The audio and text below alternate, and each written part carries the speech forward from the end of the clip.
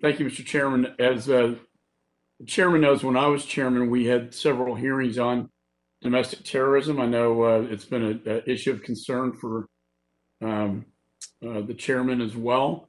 Um, I think that what happened on January 6th, when you look at the USA Patriot Act, they actually defined domestic terrorism and international, but they never included any charges or penalties for domestic terrorism. They only did it for international. I think it was because in 2001, they were more focused on foreign terrorists like Al Qaeda, those responsible for 9/11. But the definition says activities that involve dangerous acts to human life that are a violation of the criminal laws of the United States or any state that appear to be intended to influence the policy of a government by intimidation or coercion or affect the conduct of a government by mass destruction. I think the capital attack seems to fit squarely within that definition. So my question, I introduced a bill along with Congressman Weber last Congress called the Domestic Terrorism Penalties Act, which will, and working with the FBI, who fully agree, they open up DT cases, but they can't charge it as a domestic terrorism case. So my question is to both Ms. Newman and Director Rodriguez. Do you believe that now is a time that we should proceed with this type of legislation? I do. I believe that while the prosecutors and the FBI are doing the best that they can with the tools that they have, and they will tell you, hey, I can usually deal with this.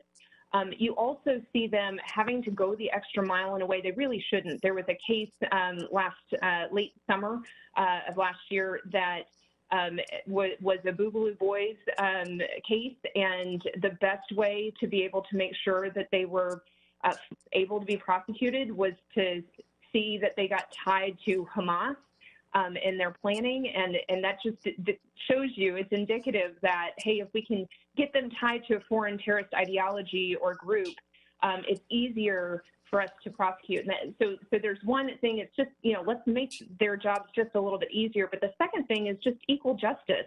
It doesn't make sense to me why if you commit a crime in the name of white supremacy, or you commit a crime in the name of an ISIS ideology, that you get more jail time for ISIS versus a violent white supremacist act. We should treat things equally. That's what equal justice under the law means. I agree with that statement. Mr. Rodriguez? Yes, Congressman, I do believe that it's absolutely critical that we hold individuals accountable for terrorism, domestic and international. Well, thank you. And Mr. Chairman, I hope we can work on getting this bill out this Congress. I think, if anything, what happened January 6th just cries out. And I was a federal prosecutor as well, and I know there are other charges that can be brought, but I think it sends a strong message about where Congress is, that we're going to treat domestic terrorism on an equal plane as international terrorism. My last question has to do with threat streams. I also introduced a bill to use the fusion centers to gather the social media. It's my understanding that prior to January 6th, there's quite a bit of social media coming in. I think it was underestimated. I think the crowds were underestimated and the level of violence was underestimated. I think it would have been helpful in terms of the planning of security for January 6th, specifically the National Guard.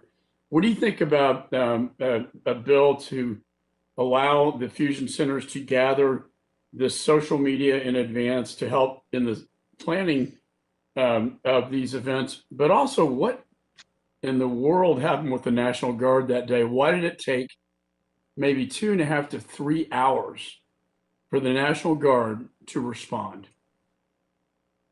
Now I would ask Director Rodriguez and I guess Ms. Newman again. Congressman, thank you for the question. If you're referring to the Protecting America Through Information Sharing Act, Yes. we believe that that is absolutely critical for the fusion centers to be able to work with technology companies to look at the indicators of violence and of terrorism. The challenge, as you know, sir, is that some of those fusion centers are not designated as law enforcement entities, and some of them cannot access that information.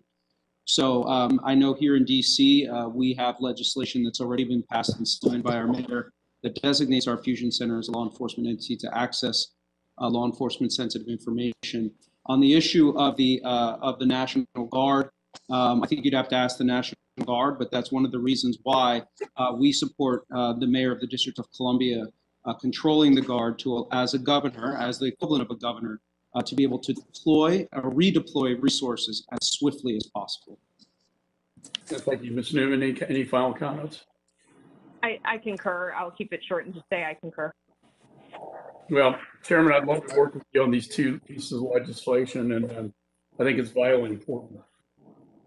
I think, as general sentiment, that we have to do something